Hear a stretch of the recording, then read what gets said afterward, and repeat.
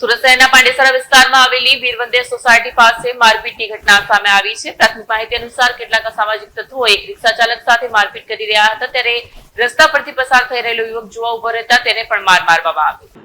સુરત શહેરના પાંડેસરા વિસ્તારમાં આવેલી વીરવંદે સોસાયટી પાસે મારપીટની ઘટના સામે આવી છે। નજરે જોનાર અને પોલીસ સૂત્રો પાસેથી મળતી માહિતી મુજબ અસામાજિક તત્વો રિક્ષા ચાલક સાથે ઝઘડો કરી રહ્યા હતા।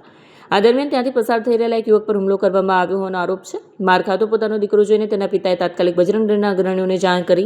આ ઘટનાના પગલે થોડી જ વારમાં પીડિત યુવકના પિતા અને બજરંગ દળના કાર્યકર્તાઓ અસામાજિક તત્વો પર સળિયા અને લાકડીઓ સાથે તૂટી પડ્યા। આ બનાવને પગલે પાંડેસરા વિસ્તારમાં થોડો સમય તણાવ જોવા મળ્યો। બંને પક્ષના લોકો સ્થળ પર એકત્ર થયા। જોકે પોલીસના તાત્કાલિક દખલ બાદ પરિસ્થિતિ કાબૂમાં આવી। હાલ પોલીસે બંને પક્ષની ફરિયાદ નોંધીને કાયદેસરની કાર્યવાહી શરૂ કરી છે। કેમેરામેન હકીમ શેખ સાથે વસીમ હાસમીનો રિपोर्ट, आजाद न्यूज, सूरत। 7 तारीख की सुबह 8:30 बजे के करीब एक हमारे मित्र हैं संजय भाई पाठक जी, इनका लड़का मेरे शॉप पे आया था पटेल नगर मोबाइल लेने के लिए। मोबाइल लेके हमारे शॉप से निकला 8:30 बजे के आसपास, बीर व्यंजन पे पहुंचा तो वहाँ पे कुछ लुक्खा तक वहाँ पे रिक्शे वाले को रोक रोक के मार रहे थे और भीड़ की वजह से वो भी जाके साइड में खड़ा हो गया। उसको भी उन लोगों ने घेर के मारा, गाली गलौज दिया। तो वो लड़के ने फोन किया अपने पापा को, संजय भाई पाठक को। संजय भाई पाठक मुझे फोन किया, बोले जाके देखो मैं आ रहा हूँ वहाँ पे।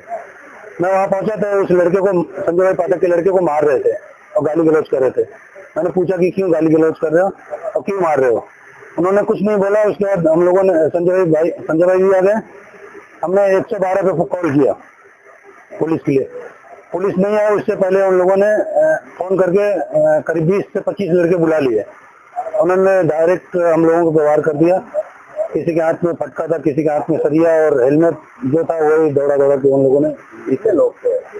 करीब 15 से 20 लोग थे। बोले कहाँ की घटना थी? ये वीर व्यंजन की है और पांडेसरा के ये लड़के जो थे सारे पांडेसरा के लड़के थे। क्या आपकी घटना थी? ये 7 तारीख को सुबह में 8:30 बजे लगभग वीर व्यंजन पेट्रोल पंप के सामने हमारा लड़का नागेंद्र सिंह की दुकान से मोबाइल लेके लौट रहा था। तो कुछ असामाजिक तत्व लुक्खे जो है वहाँ पे कुछ रिक्शे वाले से लफड़ा कर रहे थे। तो वहाँ ट्रैफिक जाम होने की वजह से लड़का वहाँ खड़ा हो गया। तो ये लोगों ने उसको भी गाली देके और 2-3 झापड़ मार के मारा उनको। तो उसने मुझे फोन किया, वे पापा ऐसे रोड पे लोग सबको मार रहे हैं। तो मैंने नागेंद्र सिंह को फोन किया कि भाई आप पास में हो तो आप तुरंत पहुंचो, मैं आ रहा हूँ।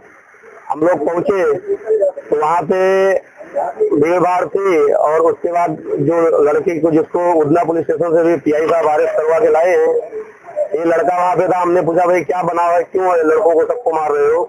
ये कुछ जवाब नहीं दिया, बोला अभी बताता हूँ। इसने 12 से 15 लोगों को बुला लिया और उसके बाद डायरेक्ट हम लोगों के ऊपर हमला कर दिया। चोट आई है? कितनी चोट आई है? मेरे तो आंख के ऊपर ये पूरा चोट आया, नाक से ब्लड आया है। नागेंद्र सिंह को माथा पे लगा, सर पे इनको 4 टाँके लगे हैं, हाथ में घाव लगा है, पीठ में घाव लगा है और लड़के को 2-3 झापड़ मारे तो उसको भी मुंह में काला पड़ा है। अब क्या चाहते हैं आप? मैं प्रशासन से यही मांग करता हूँ कि ऐसे जो असामाजिक तत्व हैं इनके ऊपर कठोर कार्रवाई की जाए। ऐसे हमको उधना पुलिस स्टेशन से अच्छा सहकार मिला है, साफ कार्रवाई कर रहे हैं। लेकिन मैं मांग करूंगा, मुझे जो मेरे पास अभी तक सूचना आई है कि वहाँ पे जो दारू का अड्डा चलता है वीर व्यंजन के पास, वो दारू के अड्डे जो चलते हैं उनके लड़के हैं इसमें सम्मिलित हैं जो मारामारी कर रहे हैं। मैं प्रशासन से मांग करूंगा कि जल्द से जल्द उस दारू के अड्डे को बंद कराया जाए, नहीं तो विश्व हिंदू परिषद बजरंग दल अपने हिसाब से जनता रेड करेगी और उस अड्डे को बंद कराएगी और उसके पीछे हम लोग लगे हैं, अड्डे को बंद करा के ही छोड़ेंगे। सुरेश सिंह राजपूत। અમારું શું એવું હતું કે 7 તારીખે 7 પૌણે સવારે 8:30 વાગ્યાનો આ બનાવ છે। ત્યાં વીર બંદર સોસાયટી મેઇન રોડ પર ટપોરી હતા તત્વો એક રિક્ષાવાળાને મારી રહ્યા હતા ને ત્યાં આખું ટ્રાફિક જામ હતું।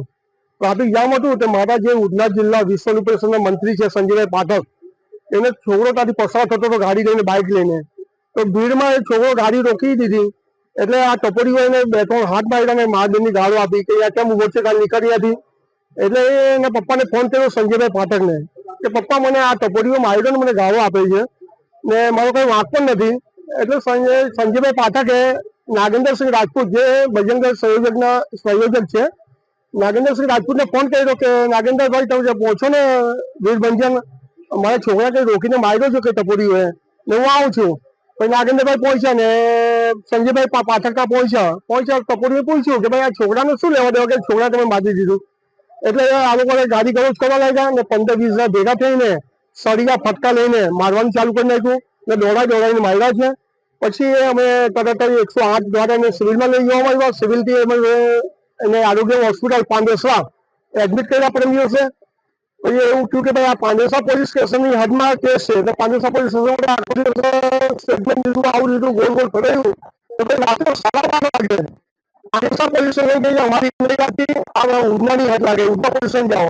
રાત્રે કઈ પરમ દિવસે 1 વાગે પાઠકજીને નાગેન્દ્રસિંહ આલવા ઉધના પોલીસ સ્ટેશન ફરિયાદ આપી ને કાલે પણ એને ફરિયાદ નોંધીને 4 આરોપીને દેસાઈ સાહેબ જે પીઆઈ સાહેબ છે 4 આરોપીને અરેસ્ટ કરેલા છે ને કાયદેસરની કાર્યવાહીની બાંયધરી આપી છે. પણ આ જે અડ્ડો ચાલે છે વીરભંજન સોસાયટીમાં, અગર પાંડેસરાના પીઆઈ સાહેબ અગર નહીં બંધ કરાયું તમે લોકો જનતા દળ જરૂરથી કરીશું. અમે અડ્ડો નહીં ચાલવા દઈએ, નહીં ચાલવા દઈએ. એની પરિસ્થિતિમાં એવું છે કે જે નાગેન્દ્રસિંહ છે એને માથામાં 4 ટાંકા આવ્યા છે, ખભામાં માર માર્યો છે, ઘૂંટણું ફાડી નાખ્યું છે ને પાઠકજીને છે તે હાથને ભાગે માર્યો છે, હાથને ભાગે આખું લોહી જામી ગયું છે ને પાઠકજીના છોકરાને હાથના નીચે વાગ્યું છે. હવે એ લોકો એમ કહે છે કે અડ્ડામાં જે છોકરા કામ કરે છોકરાઓ છે. અમારે કહેવાનું એ છે પ્રશાસનને કે અડ્ડો નહીં ચાલવા જોઈએ. અમે પ્રશાસન બંધ કરી દે સારું. અમે 24 કલાક 48 કલાક રાહ જોઈશું. અગર 48 કલાક અડ્ડો બંધ નહીં થયો તો અમે જનતા ભેટ કરીને અમે અડ્ડો સંપૂર્ણ રીતે બંધ કરાવીએ. પીઆઈ સાહેબનો સરકાર બોલ્યો છે. પીઆઈ સાહેબે કીધું છે કે જેટલા લોકો છે 12-15 લોકો અમે અરેસ્ટ કરીશું. એમાં 4 લોકોને અરેસ્ટ કરી ચૂક્યા છે. જે મેઇન 2 હતા તે બીજા 2ના સાગરી તરફથી 4 જણને અરેસ્ટ કર્યા છે. ને પીઆઈ સાહેબ આગાહી આપી છે કે હું પૂરો મારો સહકાર રહેશે ને હું કાયદેસર કાર્યવાહી પૂરેપૂરી કરીશ.